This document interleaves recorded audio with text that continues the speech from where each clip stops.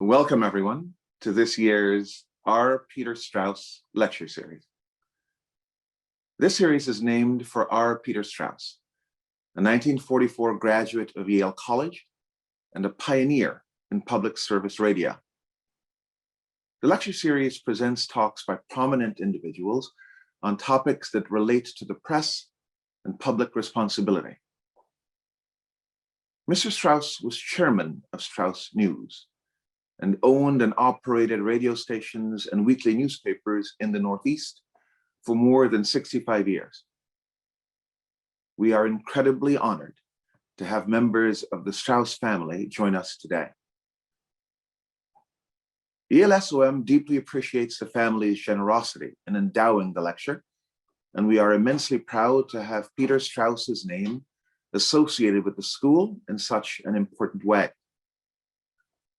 This year's R. Peter Straus lecture is presented in partnership with the Broad Center at Yale SOM. We're delighted to have with us today representatives from the Eli and Edith Broad Foundation, whose generous support has made possible the launching of the Broad Center rather, at Yale SOM.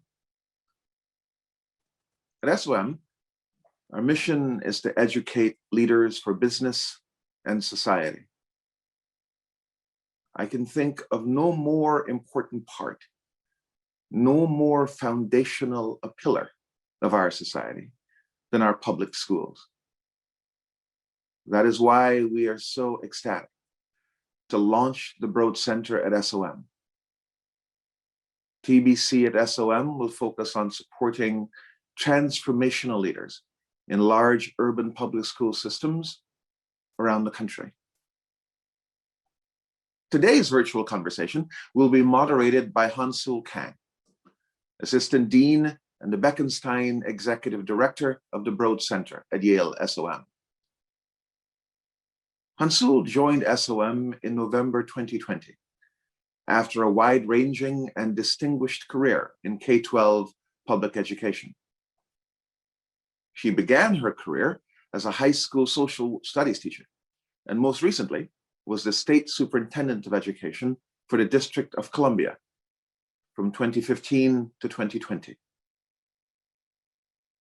This year's Straus Lecture features New York Times correspondent Erica L. Green.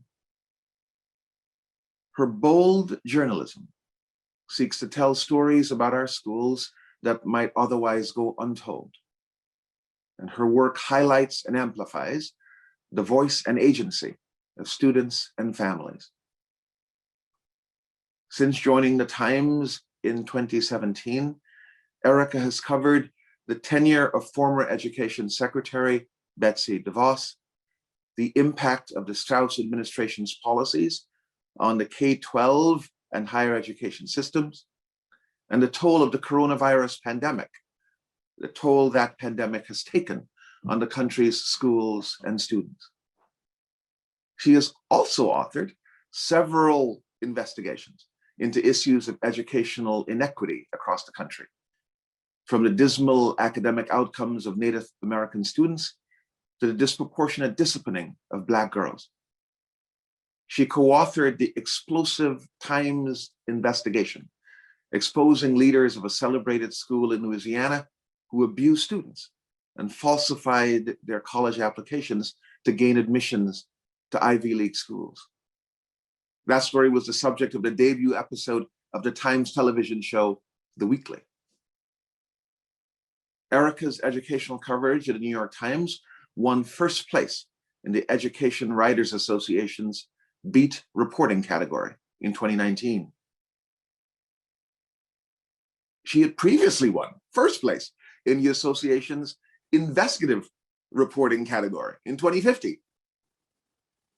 Before joining the Times, Erica covered education for the Baltimore Sun, where she produced award-winning coverage on a range of topics, including school funding, special education, school violence, school segregation, and mistreatment of children in Maryland's foster care and juvenile justice systems. Erica was also part of the Sun team that was named a 2016 Pulitzer Prize finalist for its breaking news coverage of the death of Freddie Gay and the Baltimore riots that followed.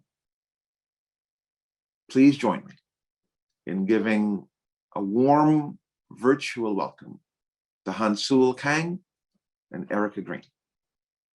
Thank you. Thank you so much, Dean Charles, for that warm introduction, and welcome, Erica. We are so thrilled to have you here for this year's R. Peter Straus Lecture. I want to start by asking you to take us through one of your stories that felt significant to you. Tell us about that story, how you found the topic, and what was meaningful to you about it. Sure. Well, first, I want to say thank you so much for having me. It's truly an honor.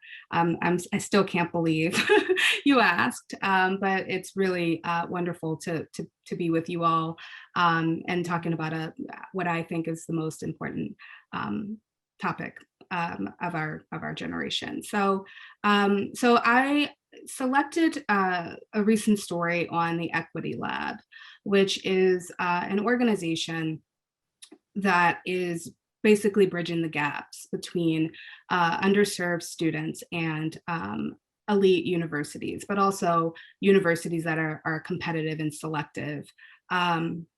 And you know, that sounds very basic, and frankly, there are many programs that have been created to bridge that gap, and you know, but this was different. And you know, whenever you hear program as a reporter, you kind of always stop and say, okay, there are probably dozens of these. What makes this one special? And you know, if I write about one, I have to write about them all. And this was pitched to me in the summer, and it wasn't released until a couple months ago. But you know, I heard about it. You know, the CEO of the organization said, you know, we have this program. We are connecting these students with universities. They're taking courses. And I said, you know, that's great. That's really great. Yeah, rigor is great. And, you know, taking college courses is great. But, you know, we have other means to do that. We have dual enrollment. We have advanced placement. And she goes, they are crushing it. And I said, okay, where? And she started ticking down, you know, the list of schools, which included Ivies like Harvard, HBCUs like Howard. And I said, okay. And she said, we can put you in touch with some students. And I said, I will need to talk to as many as possible. And, you know, it took a few months. I was very busy. You know, the fall was a crazy time to be a federal policy reporter in Washington. So it actually took me a lot longer than I had anticipated. But over the course of that time, over many months, I spoke to I want to say 10 students. 4 made the story. But what I was really looking for was a theme, and I was very impressed with how well they were doing. I was very impressed with the outcomes that the Equity Lab was seeing. But what I really wanted to get to the bottom of was, is this another story that presents something that should be so basic as extraordinary? And what I found, you know, and I wasn't interested in writing another story about an extraordinary opportunity meeting extraordinary children. And what I found in talking to the students, who really were the only reason that I did the story, was that, you know, what connected them all was something very ordinary. And that was, you know, potential. It's universal. It's something we all share. They didn't have extraordinary dreams and goals. They didn't want to go to Harvards and Yales. They wanted to provide for their families and be happy. And, you know, the one question that I asked them all in different settings, and it was really great. And this is when I knew I had something special, is, you know, in different conversations over several months, I asked, what did you learn about yourself? And I just really wanted to see how they all answered. And 8 out of, I would say, probably all but one said, I can do this. And it was so simple and so basic. And I knew that what we were going to be able to present in this story is just illustrate what it is like for a young person to be granted an opportunity to recognize and reach their potential, and to reshape what they believe society believes about them and what they have come to believe about themselves. And that story landed big, the impact was huge. I think, part of it was we had all been covering so much doom and gloom, and everyone had been reading so much doom and gloom that we needed something to believe in. But I do know some of the ripple effects from that story. I mean, money has poured in, opportunities have poured in. These young people just could not believe that they were on the cover of the New York Times, and it's that was just a story where you don't go for the superficial. You need to illustrate exactly what does it all mean. And I will say the schools, including Yale, they also fessed up to what it meant. And that was that we need to do better. We have a lot of outreach opportunities, but we know that they are out there, and we need to do a better job of finding them. And so that story was really, really impactful. And it didn't just talk about how to get, or what happens when a young person is able to interact with Harvard professors or take really rigorous courses. It wasn't about that. I took, I was very meticulous, and I thought it very important to also touch on the journey. For some of the students, what you will see in that story is one student was told that she would never be anything in her K-12 school. One young man had failed his AP courses, which are the proxy for college readiness, and then turned around and scored #1 in his engineering college course. And he would have, they both would have been discouraged by what was happening in their schools, before they had even gotten to the college application process. And so, I think there was a lot packed in that story. I think it came across as a feel-good story, but I thought that there were a lot of lessons learned for preschool through what we call it P16 now, that teachers, principals, guidance counselors, college admissions officers, college presidents, and young people themselves could take from it. No, I think that's so powerful, and your illustration of sort of what a surface level story could have been, but instead what your time reporting, what your time speaking to these young people brought out, and how much richer that was. I think that's exactly why we asked you to do this amazing lecture. So thank you again for being here.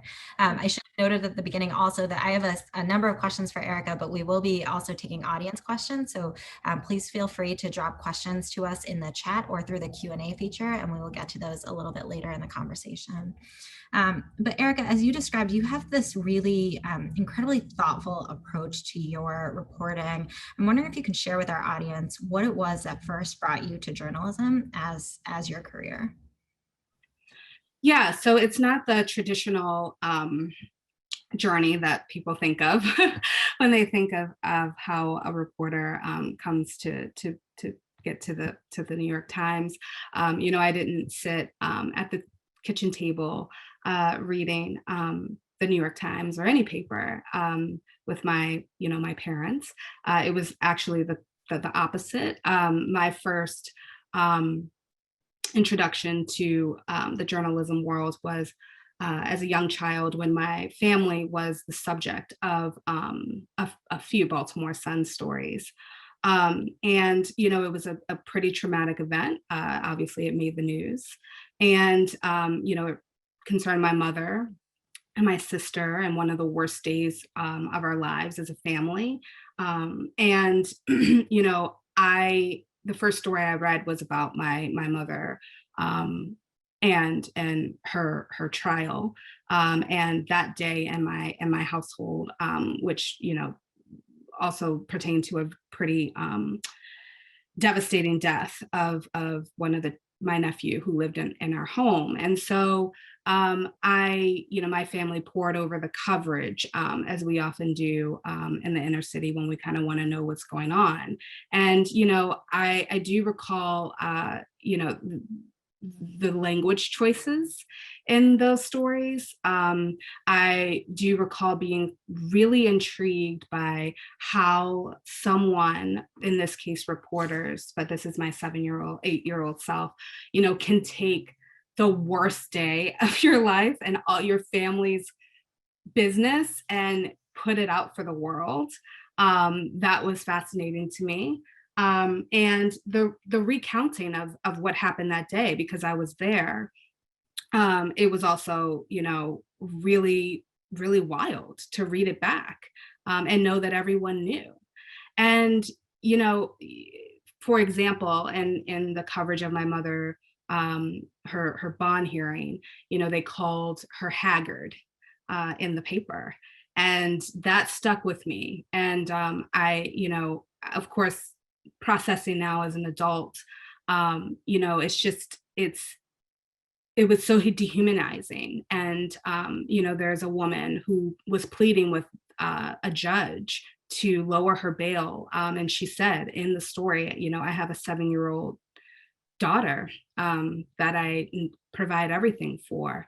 And, you know, I just wondered how, and I wonder now how a reporter watches that happen, and still choose to describe appearance. You know, we had just lost a 4-year-old child, and she was going to be punished for that. And you know, I guess what I'm saying is I learned the power of words and how much they matter very early on. Didn't think I was going to be a journalist, but you know, I made my way through the foster care system, and really the way that I survived that was I wrote everything down. I wrote my way through a lot of pain, and I was told along the way by teachers that, you know, I had a gift, though I had lost everything. No one could take from me my ability to write. And so by the time I got to college, and high school, I, you know, continued to write. But I didn't think that, you know, I'm going to be a journalist. But, you know, somewhat, I also didn't know where the skill would take me, right? This is this kind of like, it all ties together. When no one tells you, it's difficult to figure out a path. But I did come to know, you know, I knew the Sun, it's my hometown paper. And, you know, I would be lying if I said that there wasn't some drive to go back and reclaim my and my family's story. You know, my Baltimore Sun, I like to call it my Baltimore Sun debut, was just a throwaway line about a 7-year-old girl who was about to lose her mother. And I wanted to rewrite that. And I wanted to, you know, I wanted to cover crime, because it was something that I knew. And I wanted to present people's stories with some humanity and dignity, and empathy. And, you know, I had been told that I would be a great journalist. You know, in high school, I was voted most likely to save the world and biggest gossip. So I put those together. And I was like, yes, I do like to tell people's business. And then I just had teachers along the way who said, this is something that you would be good at. And I joined the newspaper, and in college. I thought I wanted to be an entertainment reporter for a while because it looked fun.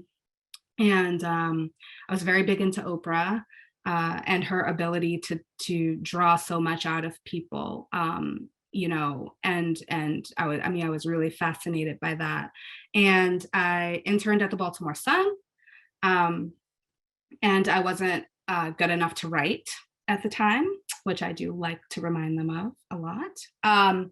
And I did podcasts. I had a professor. I attended Goucher College here in Maryland, and a professor of mine was the TV, and still is, the TV critic at the Sun. And again, it was one of those. I think this is where you need to be.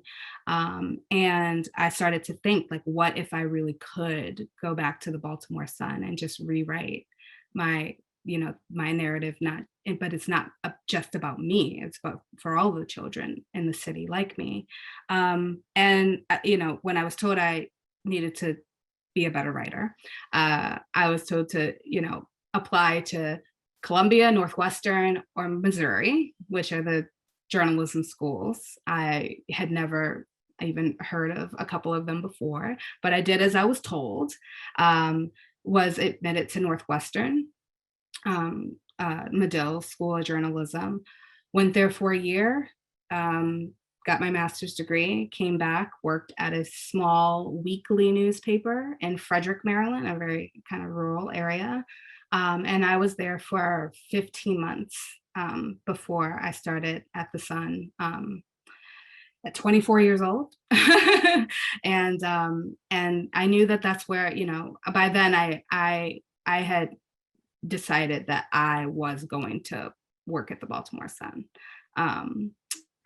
That is what I was going to do. So yeah, that's how I came to journalism. Thank you so much for sharing your story with all of us. Yeah, just your candor and your vulnerability are really powerful. So thank you. As you said, the Baltimore Sun is your hometown newspaper, and you were in some ways, I think covering children and students who were often in very similar circumstances to the ones that you had grown up in some ways. What was it like for you to be covering your hometown, particularly in moments as tough as, in the riots or the protests after Freddie Gray's death, for example? You were part of that team at the Sun. What was that experience like for you, and what impact did it have on your reporting? Yeah, I mean, it was, covering, first of all, I didn't know I was going to be covering education at the Sun. I was going to cover crime, and I was going to be the next Edna Buchanan of Baltimore City. And, I just kind of got assigned it after doing a story, because the Sun had gone through a lot of layoffs. I was the new cheap talent who came in. It was a really tough time. And the first story I covered before I had been assigned a beat was about education. It was about the funding cuts to school health centers. And, I went to a school and, I think my editor was expecting me to come back and just say, these teachers and students and principals really don't want to lose their school nurse, and this is pretty terrible. And I remember I started that story by illustrating how a principal recalled a young boy coming to her office gasping for breath. He was asthmatic, and how if they didn't get to the inhaler in time, like, she thought this child was going to die in front of her. And after that story, I just showed up on the website as the education reporter. That's how I was assigned the education beat about, 10 years ago now, or no, 11.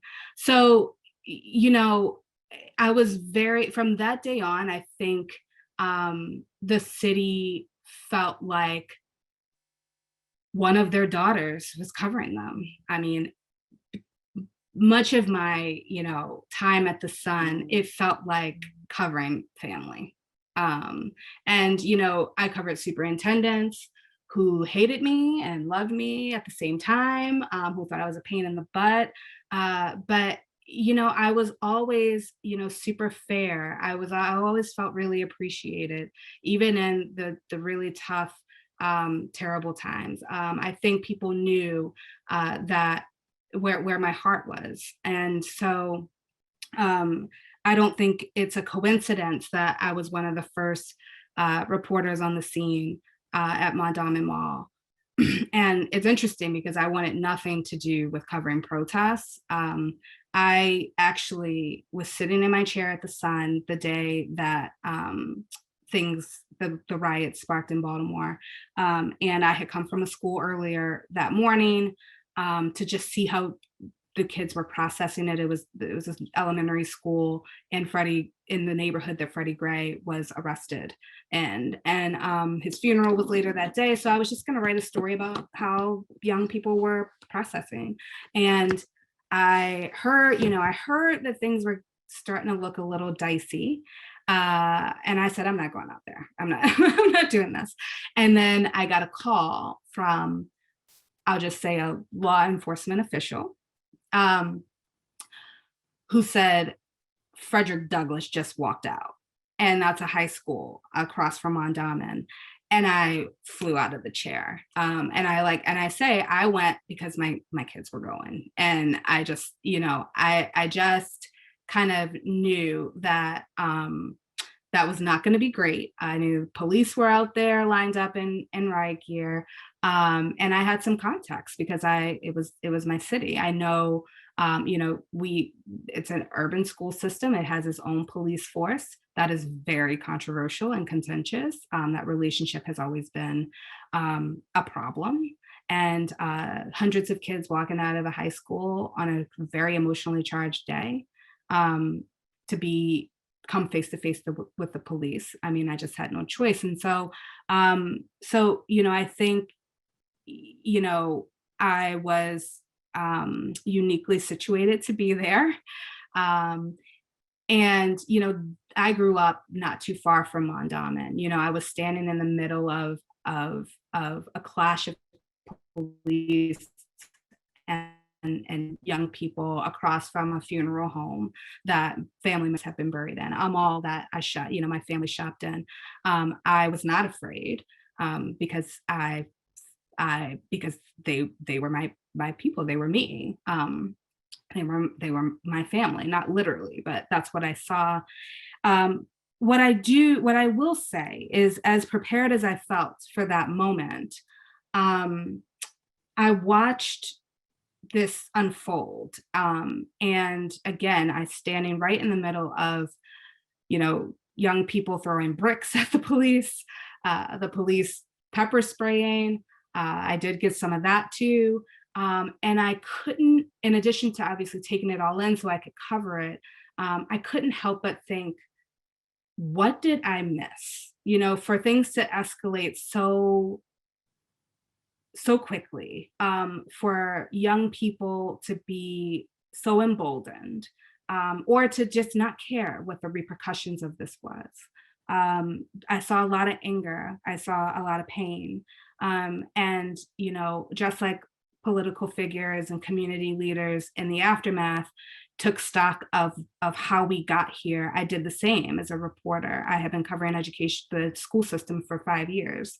And I still felt like I had missed years of something brewing.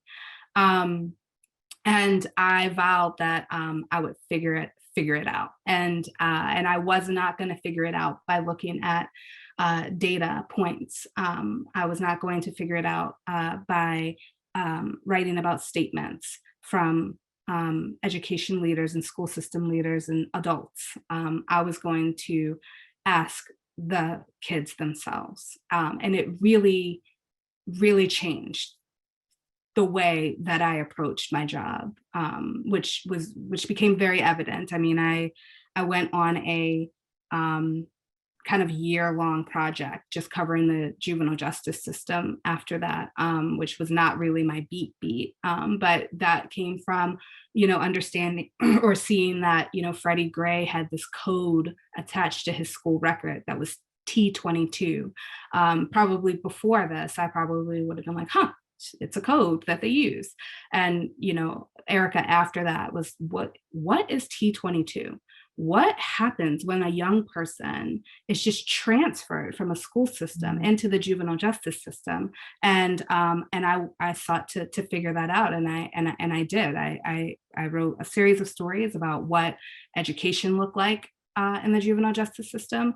I found and actually that story led to a mother reaching out to talk about her son who had been kept in various juvenile facilities for 891 days. And I followed his release. I actually, I wanted to know how do you come back from, as a 16-year-old how do you come back from being institutionalized for 891 days? And it didn't go particularly well.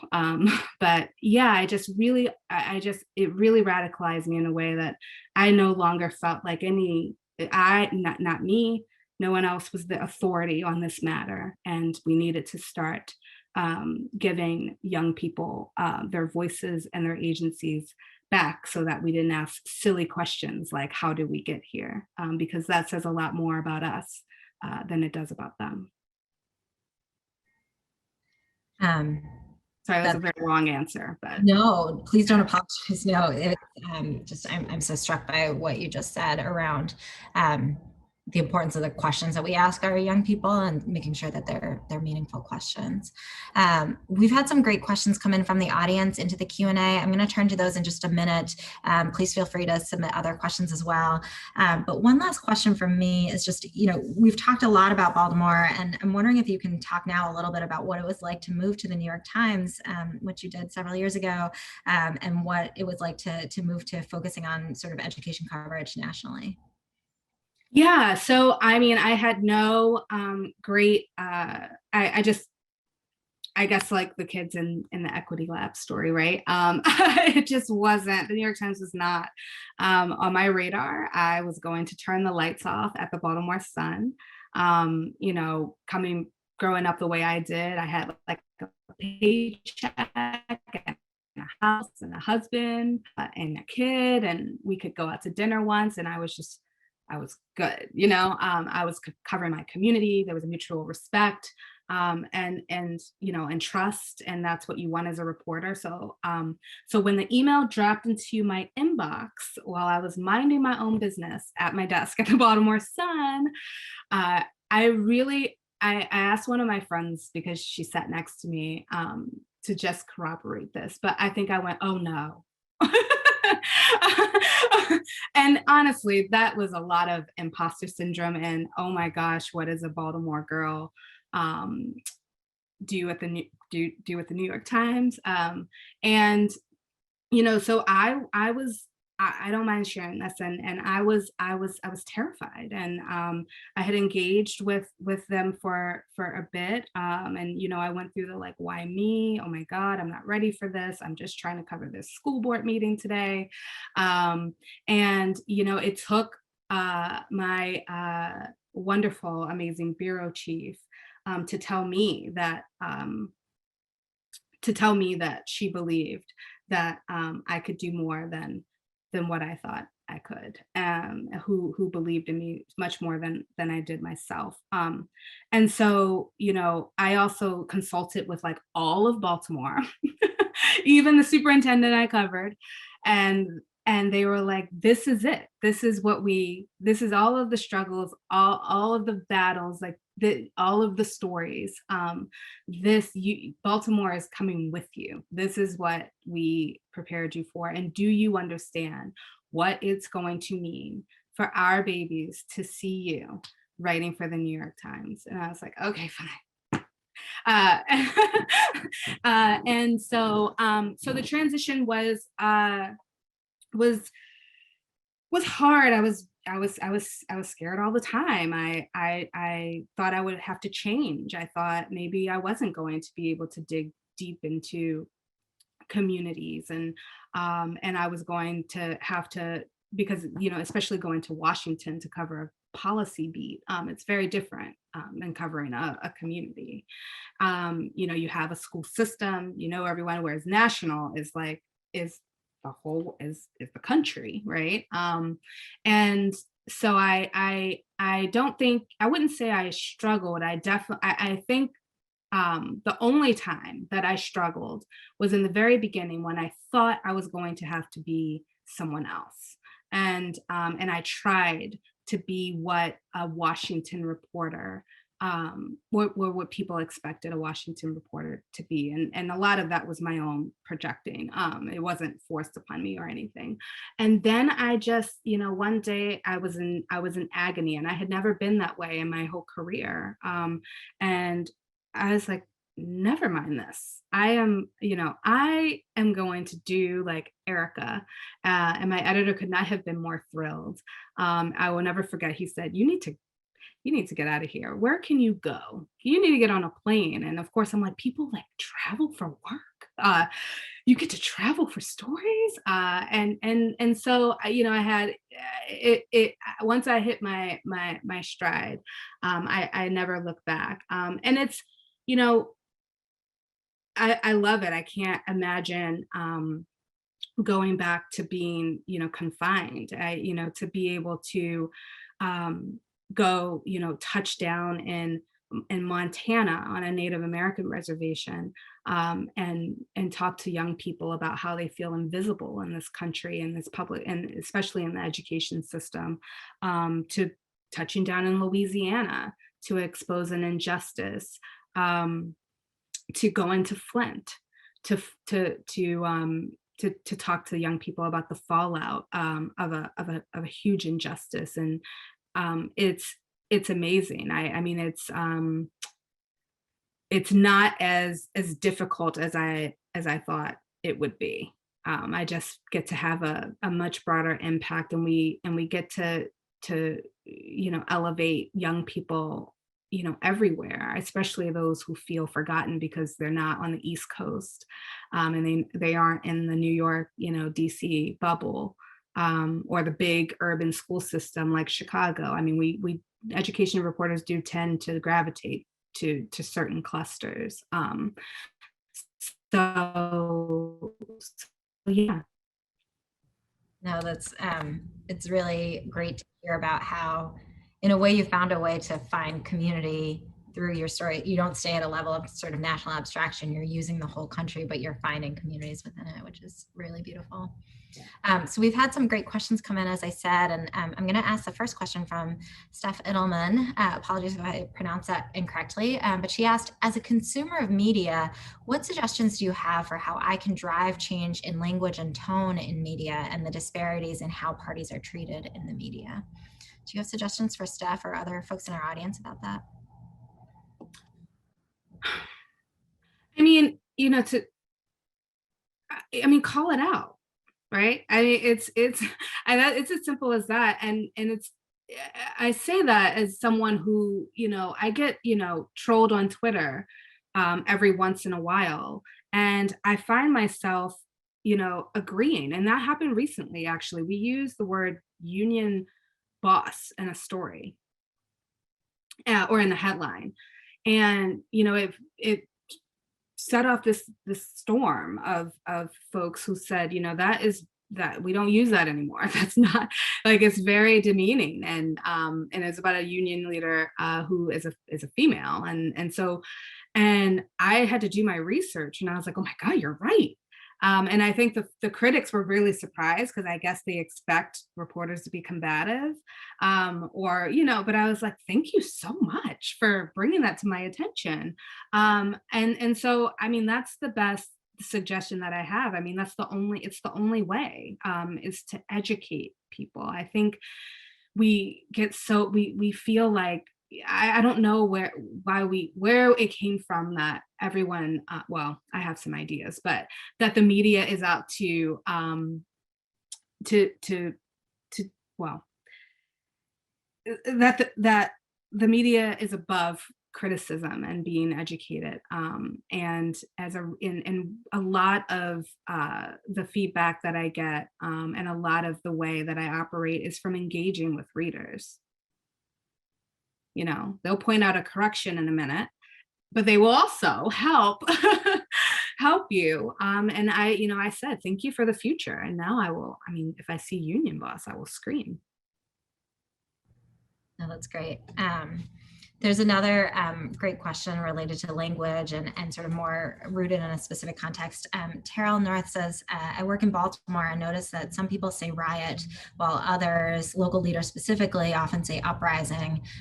Does the wording matter? I know it does, but does the wording matter? Are there any words or phrases used to describe urban or low income youth that you try to avoid using in your stories? Yeah, so I'm, the riot, uprising, unrest has been, it has been an issue since the day we published Riots Erupt on April 28th, right? I think I have come to the conclusion, and I have had many discussions and arguments about this, that, it's in the eye of the beholder. As a journalist, we use the word riot because it's a literal interpretation of what happened at Mondawmin. I think, a more social construct of what happened is an uprising. I like to say I saw both. I saw things getting torn down, set on fire, literally torn apart. I saw violence. But I also saw young people, literally just go up to a police officer's mask and tell them what they wanted them to hear. I saw both. So it's up to you. And words do matter, but there is an actual, definition of a riot. I'm sorry, what was the second part of that? It's around sort of the language we use to describe our young people. Describe young people. Okay, so this is, yes, as you can imagine, I have very strong feelings about this. A recent story, I said, we will not say this program is for poor students. I just cannot, a disadvantaged is also starting to get a little irky me. I think underserved is more appropriate because, first of all, children don't have incomes, right? They're not working. So they're not, again, journalists, literal. But I think, what we have attached to a lot of these labels and the connotation, that needs to be considered. I think, traumatized students is also something that I'm working through because it carries an assumption. When I will never forget being on the phone with a superintendent about their test scores, and I'm like, well, a lot of the test scores are low, but it's because a lot of the kids are so traumatized. And I said, as a formerly traumatized child, I can tell you they can learn. So and so I think I tend to stay away from poor, disadvantaged if I can, because that is an actual term too. It does describe a condition. I think what are some others? Those are the two. I'm also working on minority because minority students are now the majority of students in the country. So we just got to fix that for accuracy purposes. But it's so much less about the terms than it is about what we have attached to them over time, especially in education. Poor, disadvantaged, farms. God, I'm glad that has been phased out, which is free and reduced meals. It means that it has come to mean that there are lower expectations and that poor outcomes are somehow okay in some contexts. So I think we just have some work to do and those terms won't be so loaded. No, that's really powerful. The separating of the descriptive term from the connotation it's started to carry in context. Yeah. I think we have time for one final question, and I'm going to try and summarize this from one of the questions that was submitted. How, beyond there's so much power to the individual reporting that you do into your stories. Beyond that, for folks who are trying to figure out how do we help workplaces broaden the perspectives beyond, some of it is around who the individual people in the workplace are, and broadening the perspectives that those folks bring. But do you have advice or suggestions for folks on how we can help workplaces more generally broaden the perspectives that are included, whether that is a newsroom or it's at a university, for any of us in sort of whatever setting we're in? How do we help bring more, a broader sense of lived experiences into the work that we do? Yeah. I mean, I don't know if I have anything profound to offer. I'm not great at advice. And especially in workplaces, I just kind of do my thing.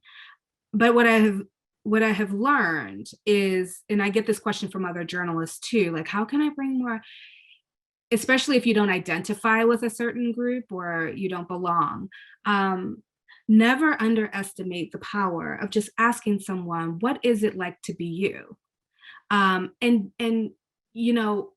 never underestimate the power of really asking other people, like, what am I missing? That's all I do. So I'm sorry, I don't have anything more profound, more profound. It is as simple as that. I kind of think we just get in our heads about this stuff, and we forget that we are just all human. And that's that. You look for it the same way you look for, a new pair of shoes, right? Maybe not that simple, but you shop around, don't you? The same way that you are looking for to fill any gap. It's work, it's outreach, it's calling people who know more than you do. It's calling people who know different groups of people than you do. And I think we've gotten a lot really shy about that, especially in the last, especially in a pretty polarized environment. Folks just are no longer willing to acknowledge or admit what they don't know, and I think that's been to a detriment of all kinds of workplaces, including newsrooms. And people are shy about it because we're just, again, especially in a polarized environment, and I think we just have to get that back. And I'm around if you want to ask more questions, if people want to stay on. Well, I love the simplicity of that advice, the idea of asking, what am I missing? And to your point, there's so much that is within that around acknowledging that there is something you are missing. There's going to be for any of us, and then work to find it. So thank you. I do want to say it's such a lucky accident for all of us that you came into education at the Baltimore Sun. Identified that label for you. Yeah, I don't know. I'm still here. I hope everyone will join me in giving a huge virtual round of applause and thank you to Erica for sharing her such powerful insights and perspectives with us today. I want to thank again the members of the Straus family who were able to join us, and the representatives from the Broad Foundation. And thank you to everyone across SOM, Yale, and the Broad Network who were able to join us for today's conversation.